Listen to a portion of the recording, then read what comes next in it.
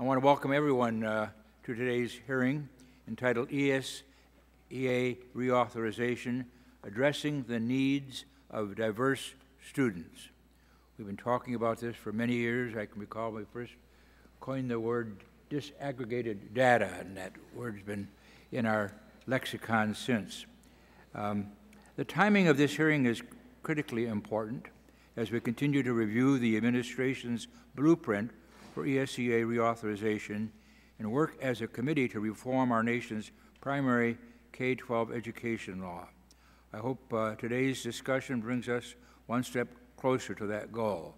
The Governor and I here have met regularly with the Secretary of Education, with some of the Senate leaders on this bill. This is a high priority, and the Governor and I have worked together many times in good education bills, and we look forward to that. I also want to thank our witnesses for taking the time out of their very busy schedules to inform this process.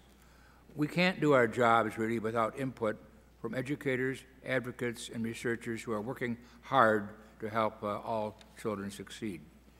Like many of my colleagues, I'm pleased that we are embarking on another bipartisan reauthorization.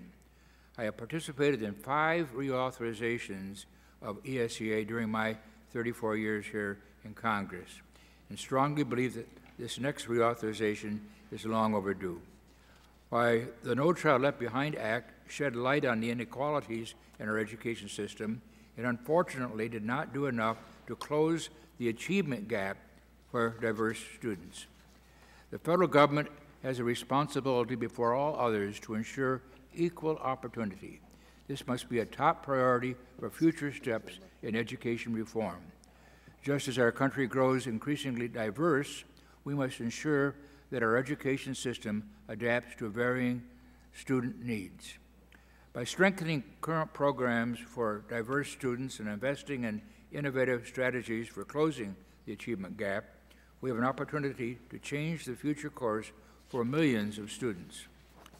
It's very interesting. You look around our country today, and the time that I first entered politics even, and we find a cross-section basically of the world.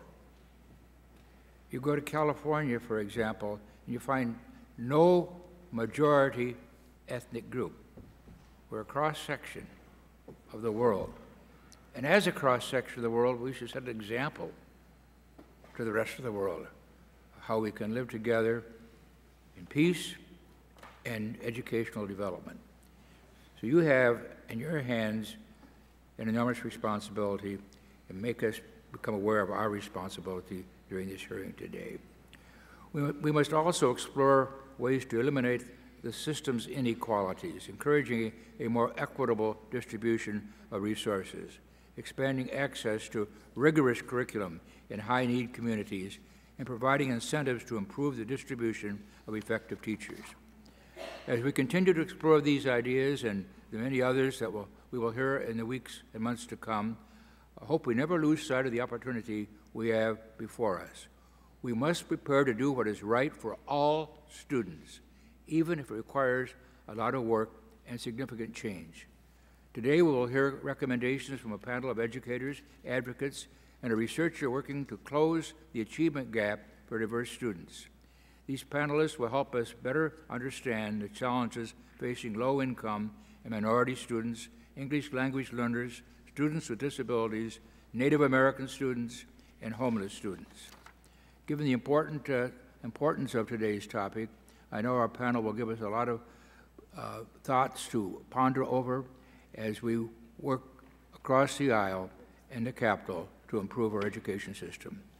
I look forward to your testimony.